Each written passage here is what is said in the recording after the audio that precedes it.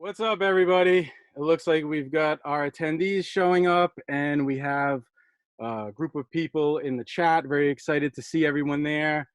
Hey, Ellen. Hey, Audrey, Renee, everybody joining us. Many of you, too many to mention at this point. Looks like we've already got some questions coming through, which is very cool. The reason why we're gathered here today for this webinar is to introduce and reveal some of the enigmas, the mysteries, the anomalies of ancient Egypt. And particularly, we're going to be placing a focus on the idea of high technology, or rather lost technologies and techniques of the ancients, as it applies to the work of my colleague, Chris Dunn, who is joining us today.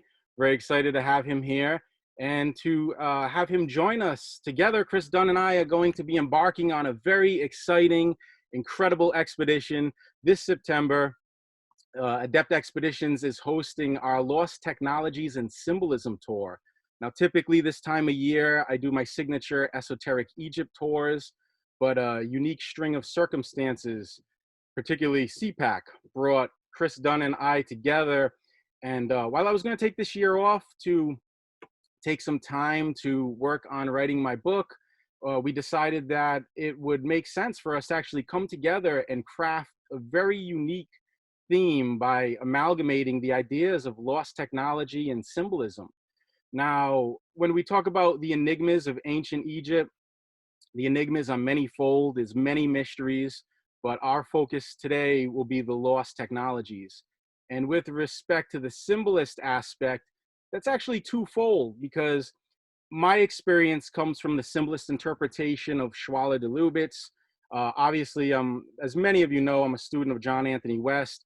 I've studied with him in Egypt. Chris has also traveled with John in Egypt. Our official licensed Egyptology tour guide, Sahila, was John's. She's my partner. She accompanies me on all my adept expeditions in Egypt, and she's our official guide. She was actually John Anthony West's guide for several decades, more than 2 decades, actually. So unlike many traditional Egyptology tour guides, Sahila is well acquainted with the symbolist interpretation and the alternative ideas as it relates to Egypt. We absolutely love her. She has a big heart, and we're excited to have her join us as well. It's also interesting to point out before we get started, I don't want to make this a rant against academia or Egyptology, because I do find a lot of value in a lot of the academic work. Not to say we agree with all of it, but there are actually a significant number of Egyptologists and standard tour guides that are actually coming around now and accepting, embracing, and actually teaching some of these ideas. There's other tour guides today that are perpetuating ideas and the theory of Chris Dunn that was posited decades ago. And so, lost technology seems to have become a hot topic on the internet these days. Many researchers are interested in exploring this, but it's important to point out that Chris Dunn is truly a pioneer in this field. I mean, his first book, The Giza Power Plant, we're going back over 2 decades. And then, of course, over 10 years ago, he had the Lost Technologies of Ancient Egypt, Advanced Engineering in the Temple of the Pharaohs. And a lot of exciting things have happened since that time that lines up with what Chris has been perpetuating for decades now. And so we're very excited to talk to him today about his upcoming work as well.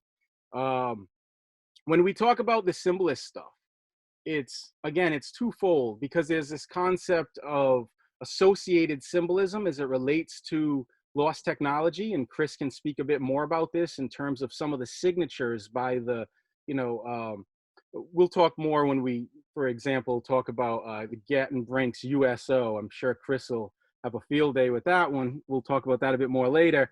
But it's also the idea of the symbolist interpretation. And when we talk about the symbolist school, this was the work of R.A. Schwaller de Lubitz, a French occultist, his wife, Isha Schwaller de Lubitz, his stepdaughter, Lucy Lamy, the works of Robert Lawler, their students and disciples, Andre, who wrote Alchemy, even the works of Jeremy Nadler would be considered symbolist material. And of course, we can't leave out my mentor, the late great symbolist author, rogue Egyptologist, John Anthony West, who I am tremendously indebted to, because if it wasn't for his mentoring me and being able to not only travel with him through Egypt and allowing me to record him, actually inviting me to record him, but even after the fact, it was the many phone calls and conversations we had that where he would prescribe various books that helped me to deepen my understanding of his work and Schwaller, uh, which came relatively easy for me because most of my studies are centered in the Western esoteric tradition. And this idea of the sacred science that Schwaller perpetuated is an age-old idea that has been in Western esotericism for quite some time. Schwaller himself was, an erudite scholar and a proponent of esoteric ideas, mainly focused on the Hermetic mystery schools and alchemy. He himself wrote a book at the early age, I think it was around 16, on Pythagorean number mysticism. This goes back to the Pythagorean mystery schools. We're going to discuss all of this and explore the histories and mysteries on this upcoming tour. But I want to focus today on the concept of lost technology. So with no further ado, I'd like to introduce you all to Chris Dunn. Chris, honor and a privilege to have you here and joining us for this exciting expedition. Welcome to the webinar. Thank you so much, Next, and it's my honor and pleasure to be here.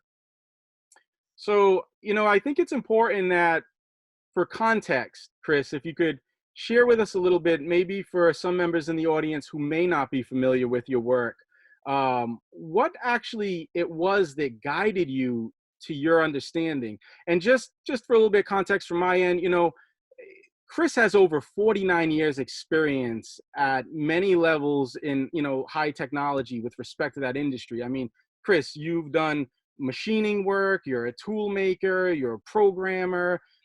In addition to that, you worked with, high-end lasers. So when we explore these mysteries, to have these sort of insights and to have Chris there in the field with us, I mean, this is an experience unlike any other. And that's why when I say it's an honor and a privilege, it truly is. So what was it, Chris, that led you to this understanding? And then if you could tell us a little bit about your early work, what the Giza power plant theory actually is. A brief overview would be appreciated.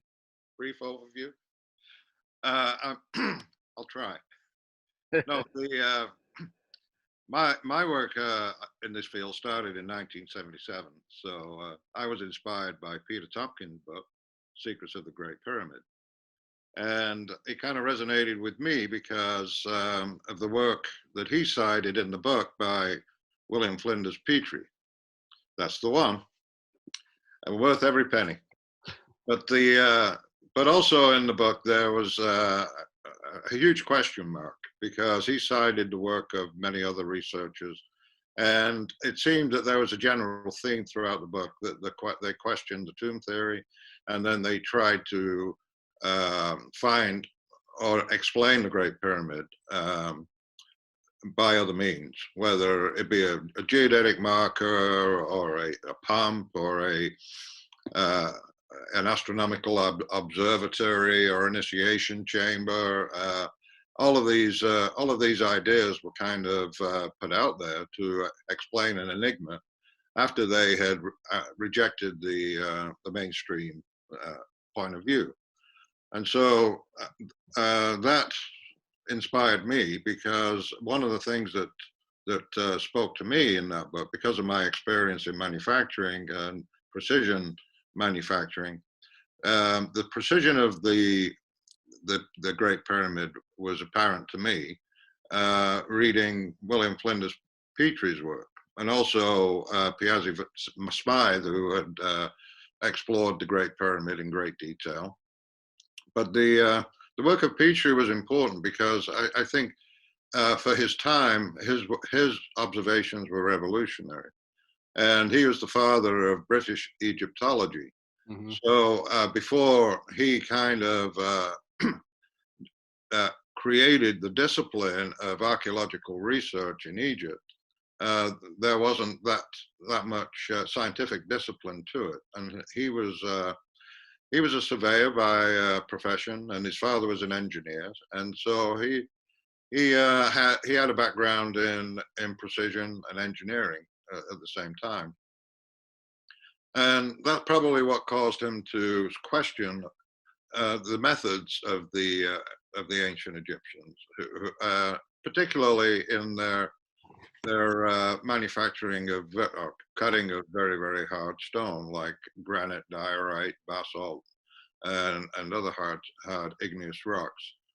And in his book, he he couldn't answer the question of how these objects were created. He could speculate, but all his speculations lay outside the mainstream point of view. So he described artifacts that were turned on lathes. He was particularly intrigued and confounded by an item that's in the Petrie Museum in London now. It's called the Petrie Core #7, which shows a rapid feed rate of 100 thousandths per revolution of the drill.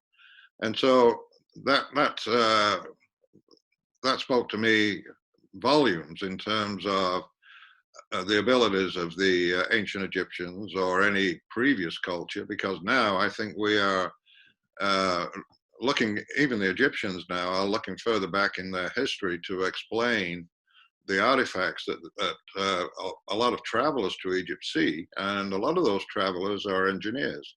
And the Egyptologists who travel with engineers tell me that there's always a big debate when they go to places like the unfinished obelisk, which we will go to. It's a mystery. And the official explanation of how it was created doesn't make any sense. And engineers go there, they say, no, that's ridiculous. And then they try to figure out what kind of tools and, or machines that were used to create them. And so over the years, the Egyptian, this information, this questioning has kind of seeped into the Egyptologist tour guides' consciousness, and they in turn are floating it up the food chain, and even trying to influence people like Zahi Hawass to change his mind. And you know, the interesting thing is that rather than discrediting the ancestors of the Egyptians in terms of saying, no, they weren't using all these simple tools, they weren't scraping out with bone and sand all these magnificent artifacts, but they were much more advanced than that. It elevates their culture. It elevates the ancient Egyptians, that ancient culture, in world history. And so as far as technical accomplishments, they exceed the Romans, they exceed the Greeks, and even exceed up until, I would say, the Industrial Revolution, which was around 1875. They exceeded the abilities of the West, the Western cultures. And so with that in mind, people are looking at all these artifacts with a different point of view. But it's not just going to the Giza Plateau. And I mean, that's the amazing thing about being in Egypt and being with a tour group, is the diverse points of view that you get, and the kind of single-mindedness of the travelers that go there, which tend to unite together, and they become like family. So you meet people on on the tour, and you form lifelong relationships. I mean, the people that I've been on tour with since 2004, 2006, I mean, you know, we have this, it's kind of like a brotherhood, if you will, or a sisterhood, but it's a family. And the other part about it is not just about engineering and, you know, the precision or the incredible complicated artifacts that were created and talking about them, but it's about the unity of the group. And also one major component of any tour to Egypt that I insist on is that people have a good time, and they also get a lot of attention from the people like you and me, who attracted them to go to Egypt. So they will get a lot of FaceTime, a lot of interaction, and sometimes it turns into quite a party. But the intensity of the information can sometimes be overwhelming. And you know, a lot of times you may take a break and, you know, just wander off. My best times in Egypt have been when I've been inside the Luxor temple, and there's nobody else there at all, Mm. and I spend hours, you know, just in the temple and just feeling the temple. And also the Dendera temple, which I call a miracle in stone. It's like, you know, you find a Porsche in the middle of the desert. It's built with the precision of a Porsche in the middle of the desert, but there it is, you know, solid. It's got 3 feet walls and 3 foot walls, and an incredible architecture. So, I mean, from starting with writing the Giza power plant, and my path forward has led me to complete the Giza power plant with a fairly comprehensive and cogent theory that the Great Pyramid was a much more advanced structure than what was previously defined. And it also had a function. And getting back to precision and architecture. The architecture of the Great Pyramid, if you look at the cross section of it, it looks more like a machine than it does a building for habitation, whether human or deceased. So I looked at it as a machine because the precision that was pointed out was so incredible that if you scale it down, it would have the precision of a machine. And so I said it had a function. And I wrote the Giza power plant. The power plant gives it away. Describing the Great Pyramid as an energy producing device, but in a way that is not how we normally produce electricity. It was produced in a very holistic device that resonated with the planet. It drew energy from the planet and converted that energy to electricity and directed it to the outside. There's a lot of evidence to prove that, and much evidence has been revealed since to support that theory. Yeah, it's interesting because in like my Rosicrucian studies, for example, Rosicrucians of the higher degrees know that or are taught in Rosicrucianism how the location, orientation, form, and proportions of the Great Pyramids of Giza are considered true antennas that serve to collect cosmic forces and radiate them across considerable distances, as well as the energy within inside is essentially the energy that resides inside is high on a vibratory plane. Now, to really understand this, you have to go through the various degrees to understand the terminology and get the full context. And that's the same as, you know, and I can respect academia. Someone has to go through the appropriate degrees of Egyptology, you know, or geology to develop that understanding.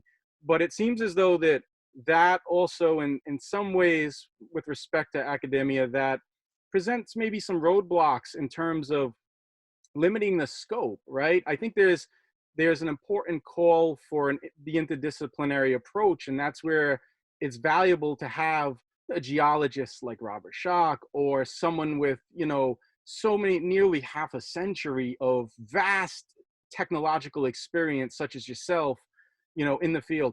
I know for me as a lay person, I can understand the mysteries. Clearly the evidence is there. It doesn't take an engineer to go up and down the Nile and see these anomalies, but to have someone like you in the field taking the time, you know, even with the tools to explain precisely what's going on. I mean, there's a tremendous amount of value in that. So with that said, Chris, I mean, there's so many enigmas, from the machine marks to the techniques to the polished finish and the, you know, the Serapeum, the underground catacombs there in the necropolis of Saqqara. I don't even know where to start. There's so much. You've done an amazing analysis on the symmetry and precision of the Ramses statue. I mean, to me, it's mind blowing how nearly perfect and identical the two sides are. Yeah, I could share my screen and pull up a page where we can show some of the photographs. Let's see. We'll go down to Temple of Luxor. And And that was a process for me. I first started to pick up on the existence of high precision at Luxor in 2004, when I was looking at the crowns that you see on Ramses' head, Right. and I noted that they seemed to be crafted very finely, polished, smooth, and I wondered about their precision and how they would have been made to achieve that kind of perfection. So I traveled to Egypt again in 2006 with John Anthony West, and I had a digital camera and was able to photograph the crowns and do an analysis to see if there was symmetry involved in that or any kind of precision involved. Fortunately, in 2006, as opposed to the first time I went to Egypt in 1986, technology and manufacturing had moved on significantly. And the use of digital imaging or digital cameras in manufacturing was becoming very prevalent for analyzing the geometries and precision of parts on a production line, for instance, or even specialty machine shops that make these very, very large artifacts to be able to photograph them in a particular orientation and define the exact placement of certain features.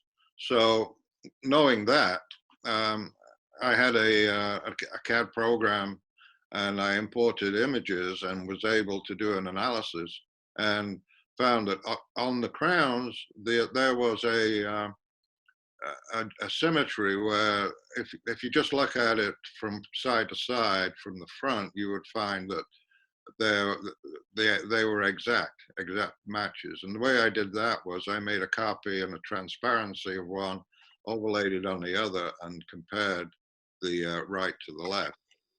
So that was to me an incredible find. But then I started to question whether that kind of symmetry existed on the heads of the faces themselves. And then I actually dropped off the tour bus on the way back from, I think, Denver, back to the hotel, and I had the bus stop, and I went into the temple again and set up to photograph the bust that was outside on the front of the Luxor Museum. And I took a few photographs of that and did a rudimentary examination in my computer. And but as you are on tour, you have to keep to a schedule. So I didn't have the opportunity to go back to capture more images that would give me a central axial view of the face. And to do that, I went back in 2006 in May. I was with John in February. I came home and I did a deep dive into all my photographs, and I realized that, wow, I have to go back. But I was using a handheld camera. I needed to go back with a good tripod, a stand, and then take better photographs of those that oriented with the axes of the statue. Because what I was looking at initially was the jawline of the statue matched exactly from one cheek to the next, or one jaw to the next, right and left. But the nose and the eyes and the lips were off axis, so that meant that I was not accurate in my photograph. So I went back in May. My boss accompanied me because I had to ask permission for him to take more time off and go back to Egypt. And then he said, "Well, why you just came back from Egypt? Why do you have to go back?" And said, "Well, I'll bring my computer in the morning and I'll show you." So I came back to work the next day with my laptop and I showed him what I had found, and he said, "Oh, I see." And then the following day, he came to me and he said, "Hey, can I carry a tripod?" So we went back in May, and I took a set of photographs that were more suitable. Anyway, this photograph that we're looking at here is the Ramses in the Ramses Hall, and that was taken from the Corniche, which is the road that runs by the Nile just outside the Luxor Temple. And you know, the imagery and the temple itself is magnificent. When you look at it, every part of it is awe-inspiring.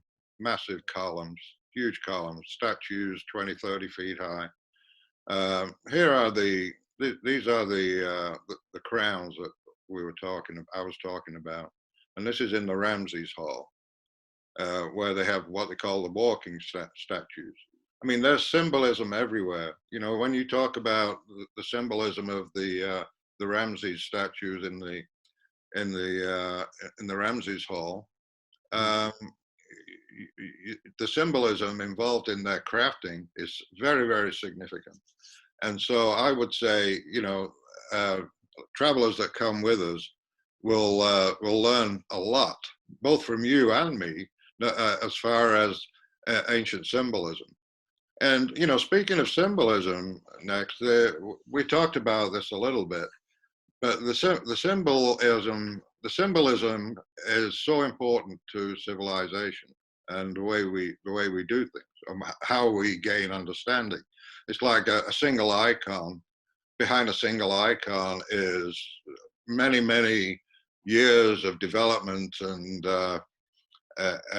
work that has gone on to actually create this. So when you see like an Apple symbol on a computer, you understand what went on behind it. It's not just a simple Apple or even a Facebook symbol or something like that. So symbolism today is very important. It's also important in manufacturing, because if we looked at the drawings of these artifacts and that were given to the craftsmen and say, okay, you have to make this, and here's the drawing with all the tolerances, because they were dealing with very close tolerances. They would have symbols on the drawing like we do today that would convey information, the information about the character, the contours, the flatness in some cases. All these symbols appear on modern drawings, and they would have appeared or been conveyed to craftsmen in the ancient past. So symbolism is very important, and it's used a lot in our civilization, and also, you know, you are the expert in symbolism in ancient Egypt in terms of what is conveyed to the observer on a temple wall. I would bring to that the symbolism of the precision and what would be necessary to create that precision. Absolutely. And so just so people understand a bit more, when Chris is referencing the symbolism on the wall, there's a few different ways of looking at this. You have standard Egyptology, and you know, much of it is understood. We do have a vast corpus of works on, you know, anyone can learn how to read hieroglyphs. Of course, there's different periods, they get more complex. Some of the earlier ones, it required less, whereas like say with the Ptolemaic period, it becomes very complex. It requires more symbols to communicate a simple meaning that in some of the older periods of the dynastic periods of Egypt would be communicated with one symbol. But the idea behind the symbolist school is really incorporating art, science, philosophy, religion all into one. Schwaller's concept was that the ancient Egyptians didn't necessarily view the symbolism or the sacred science at the surface level. In other words, we're not just looking at it with our rational mind or the intelligence of the mind, but it's to be viewed with the intelligence of the heart, interpreted not just through, you know, our rational thinking. And some examples of this, and this is some stuff that we can see with the mind. I'll give you a few. When we go into some of the tombs you will see what the Egyptologists refer to as mundane scenes of daily life, or scenes of daily life, very mundane in terms of, you know, you'll see figures, you'll see agriculture and so forth. But as many scholars, such as Jeremy Nadler, my mentor John, believe, as well as myself, that these are actually best viewed as spiritual metaphors, or metaphors for spiritual alchemy and transformation. And I do share from my esoteric understanding some of the practical application that can be applied today. In other words, taking this ancient wisdom and applying it to our, how do we apply it today for ourselves, for our own modern living? Because at the end of the day, you know, what good is all this intellectual pursuit if we're not putting it to use? And I'm a proponent of finding that practical application. And there's a lot of symbolism that it's in plain sight, but then there's some to be revealed. Another classic example of this in the Pyramid of Unis, what many people are not aware of. In fact, I don't think there's even much published about this. I'm going to be including this in my forthcoming book. But when you go into the Pyramid of Unis, you could look at the walls and the symbols there, and they'll appear, you know, at the surface level. But it's only when you turn the lights off and you shine the light in a very specific way that it reflects the hidden symbolism. I wrote a little bit about this on the blog at Adept Initiates, where you actually see the King Unis. And this isn't a stretch of the imagination. This isn't us just saying, oh, look at these lines, it must be a symbol. This is clearly the king, and you don't see it in typical light. So when it comes to symbolism, it's not just about interpreting the glyphs, but applying number symbolism. That is derived from the Pythagorean number mysticism, or numerology of the mystery schools, which comes out of Egypt. It's looking at the attributes and qualities that are attributed to number and what that may mean. It's looking at the light. It's looking at colors. There's a lot of different ways, a lot of different lenses, esoteric lenses as well, that we need to apply to better understand some of these things. Had it not been for Schwaller's esoteric background and understanding, and bringing that understanding at a time when the mainstream was not focused on that, he may not have been able to arrive at the conclusions that, you know, the insights that he received, that the Temple of Luxor corresponds to the human canon with its geometries and proportions. And even beyond that, we know that if you take the human skeleton of a male, as demonstrated by his stepdaughter in the illustration, Lucy Lamy, you place it over an aerial view of the temple, you can see how it corresponds to the different stages of man. But it's also when you go through the temple itself, there's symbolic attributes every step of the way. And we point this out on the tour, how you actually see that it corresponds to the occult anatomy of the human body. In other words, where the feet and legs are of the temple, there's symbolism there that's attributed to that. When we get to the torso, when we get to the upper body, all the way to the psychic centers, all the symbolism is there to correspond to, you know, Schwaller's theory. And it's fascinating. And then beyond that, of course, is the concept that when you're walking through these, it's almost like you're walking through, as John would always say, a musical instrument. And there is something to be said for the vibratory nature of the structure itself, the way that it was designed by these master architects. Essentially, the symphony and music that's being played at an imperceivable level. And so there's a way that we as human beings can go into resonance with the temples. Now, I understand for some, this may sound woo-woo or esoteric. And unfortunately, the term esoteric is often misused. If we were to look at, or misunderstood, if we were to look at your standard dictionary definition today, it'll say something likely that, something to the effect that esoteric is intended to be understood by a small number of specialized people of interest. But when you study the etymology of the word esoteric, eso goes back to the Greek inner. Esoteric is about an inner understanding, an inner knowing. Many of us are just perceiving, projecting outward, but there's also the understanding going within oneself. And as we know, the temples are a reflection of man, a reflection of the cosmos, and there's you know, there's much to be discovered, and there's much more left to be discovered in ancient Egypt. Chris, without taking up too much more time on the esoteric aspects, what I would like to do now is bring it back to the science. We know that, you know, just because science can't see it, to measure it, doesn't mean it doesn't exist. But I don't want to just dismiss science, because clearly science is a very important start. It may not be complete in terms of the sacred science as viewed in the esoteric tradition, but science is very important, and that's where you really bring a scientific understanding to a lot of these anomalies. So could we talk a little bit about the Serapeum and what's going on over there in terms of the polish and the finish and the way that you have an almost mirror-like reflection on the stone surfaces, and how it would appear not only whatever the process was for that, but elsewhere. I mean, it's mind-blowing. The tools just seem to be absent from the archaeological record and the prevailing academic theories. Can you talk to us a little bit more about that? Yeah, sure. The Serapeum is a very unique place. I first went in there in 1995. It was when Graham Hancock was writing Fingerprints of the Gods, and I and Robert Baval and Graham were in the tunnels, and I followed them in. And but I was immediately drawn to these gigantic granite boxes that were set at intervals down the length of these underground tunnels, and impossibly large. I mean, obviously not impossible, but it'd be a real stretch for us to do it today.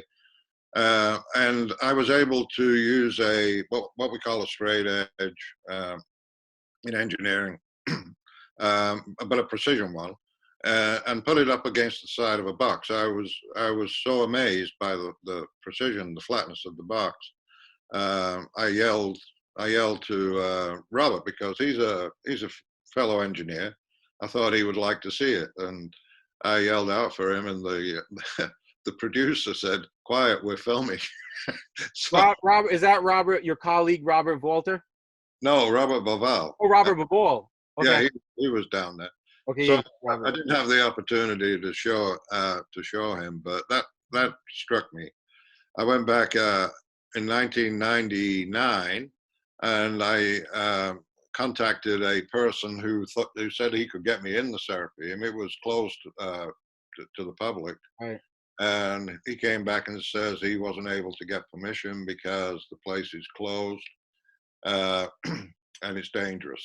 And so I said, okay. 2001, I was over there doing a documentary with Grizzly Adams Productions for PAX Television.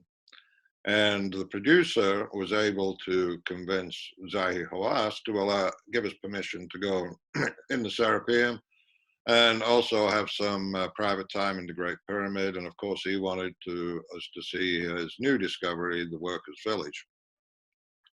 But that time in the Serapeum, I was able to apply a different set of instruments on the inside of one of the boxes, and it was a longer straight edge, more precise, and then a precision toolmaker square. And the squareness of the corners, the squareness of the inside walls to the lid were outstanding, amazing. The and the flatness on the inside of the box, running the gauge horizontally and vertically, is very impressive. So I wrote that in my first book, uh, based on what I'd seen in 1995, because my first book was published in 1998. So Lost Technologies got all the updated information in 2010. About that particular exploration. But the Serapeum is a mysterious place. I mean, it's like it seems so industrial in a way, but there's a certain vibration. Of course, when you go to Saqqara, it seems like the whole area is very lively. It's like it's got a high Q factor, right? And it's like very, very lively. And the how that was accomplished, I think, is like it was an intentional thing to make it so, because it's riddled with these tunnels. If we go to Saqqara this year, there we would have access to the step pyramid, where there are hundreds of meters of these underground tunnels and then vertical pipes. It's almost like they relieved the bedrock of a lot of mass in order to make it more resonant. That's my point of view. And we, not to interrupt, but just so everyone is aware, for those who may be interested in joining Chris and myself on this incredible expedition coming up in September, we are visiting Saqqara. We're going to spend some extensive time there, and we are certainly going inside the Step Pyramid. This will be the first experience for many, as they just recently opened up the Step Pyramid. Of course, that's optional. Not everyone has to go inside. It's at your own discretion, but that opportunity will be there. So if you want to go inside the Step Pyramid, we'll be going this September. Yeah. Wait, Chris. Yep. No, that's a great ad that you just put out there. That plugs. Well, you were talking about sacred science. You're talking about the harmony and musical instruments. I mean, I describe the Great Pyramid as a huge musical instrument in my first book. I didn't really pay much attention to the temples when I was writing the Giza power plant. I was more interested in the science and the engineering, and when you talk about how you get to understand the science that was active at that time and still active now, well, we carry with us the finest tuned instrument in the world, and that's our bodies, our human body, our brains, our hearts, as you were talking about. And that finely tuned instrument, if you have any kind of skepticism about finding proof of how these energies can affect you, the only way to dispel that skepticism is the same way I had to dispel mine, and that was actually by going to Egypt and going to the temples, because after going to the temples, I was just blown away. And eventually I came to the realization that these are acoustically designed devices. I mean, it's not just it wasn't just designed to be attractive, or to be just a place where people would gather, but the people who gather there are gathering in an acoustic space. And one of the exercises that I do is, when I go into the temple, I shut out all extraneous noise and cover my ears so I don't have any. And the vibrations that you get and what you feel and what you hear when you do that are significant. I mean, I ran a tour through one of the temples. I think it was Edfu, and we did that exercise, and it was amazing, the look on people's faces when they did that experiment in one of the temples, because they get a totally different perspective. Yeah, that's an important aspect. That in itself goes back even to some of the mystery school teachings. This idea of observing silence to engender a feeling within, to make a connection with what some may refer to as the divine, others cosmic consciousness or cosmic bliss. If it was, the Rosicrucians will call it cosmic consciousness. Paramahansa Yogananda, who brought Kriya Pranayama yoga meditation to the West, would refer to it as cosmic bliss. Essentially, cultivating the inside and observing silence is a practice that goes back to antiquity. Like, we don't know for certainty that the physical Pythagoras ever existed, but we certainly have a record. There were mystery school teachings, and the Pythagorean triangle has made its way into our classroom. But initiates of the Pythagorean mystery schools and those who wrote about it, would tell us that they would have to observe years of silence before they could be admitted into the actual mystery school.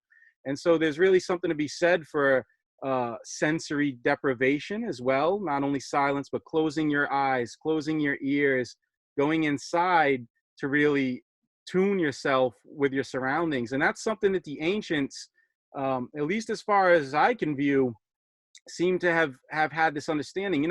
Chris, you and I first came together at CPAC, which is the Conference on Precession and Ancient Knowledge. And there, the conference is focused on this idea that consciousness and history goes and revolves in vast cycles of time, and the ancient world demonstrates how it's quite possible these conscious shifts could have been taking place over these vast cycles. We have the Kali Yugas, and we know that celestial body, I mean, it's science. We know celestial bodies have an effect on humanity. The moon has an effect on water. We're mostly comprised of water. There's much more to this. And our deeper esoteric understanding, the dual nature of man, our sympathetic and parasympathetic nervous system, and how that all works together in these temples when we actually go into resonance. So we don't have that opportunity today. We have our cell phones and our Zoom webinars and our live webinars, and we're distracted by the modern world. But the ancient people and, even middle-aged alchemists were very much on observing nature and practicing silence. So they're very important attributes. And it's great to hear you say that you brought that on your tours, Chris, because we also do practical applications and exercises like that. So I think we're really going to have a good synergy in terms of amalgamating all of this September on the Lost Technologies and Symbolism tour. I do have a few questions coming through. One here, Chris, is for you. What are your thoughts on the scoops, the marks on sites of ancient architecture? It's almost like the material was softened before, clay-like, if you will. I guess he's obviously speaking to the vitrification process. What's your take on that, Chris? Yeah, I think there are there are two kinds of scoops. If you're talking about the scoop marks on the columns in the temples, you find the explanation that I received was that they would actually scoop off the calcium carbonate of the limestone and put it in their tea, and in ancient times. So it was kind of like a supplement in their diet. Now that's later day kind of vandalism of an ancient artifact, but if you are talking about the scoops that you find at the Aswan quarry, those are a different kettle of fish altogether, and definitely indicative of machining, where they had some fairly significant heavy duty mega machining when they were building the pyramids and also the doing the quarrying. There's a lot of evidence to that. I mean, you find it all over. You find it at Abu particularly Abu Ghraib, Abusir, and the Giza Plateau most certainly has some fine examples of that. Did that answer the question? I believe so. I think we have that one. And actually, we're running short on time. Unfortunately, we're coming down to the end of the hour of this webinar. There's so much more we want to get into here. There was a lot more I want to discuss as well with Chris, but just so everybody knows, this is sort of a brief overview. We are going to be doing a deep dive intensive on my YouTube channel. You can visit youtube.com/ANYEXTEE. Subscribe and hit the bell notification so that you can receive the update.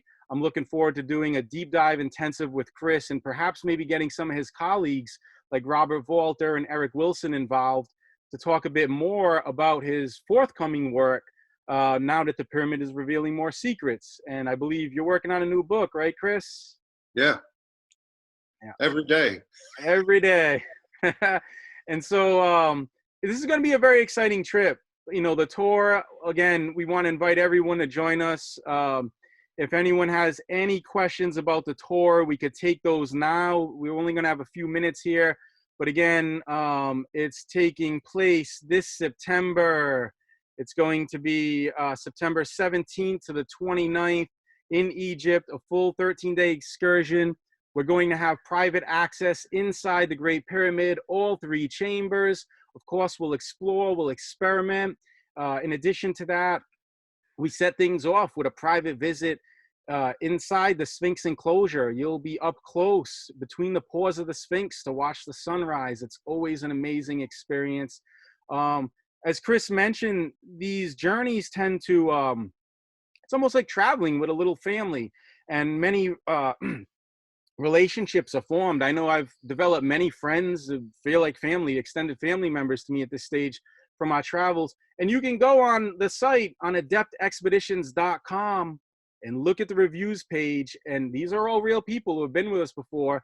And you'll see how many of them reference these as not just your average tour, but literally transformational journeys that often leave a deep impact. Again, I know for myself, just even traveling through Egypt with John, I've been to Egypt on my own accord.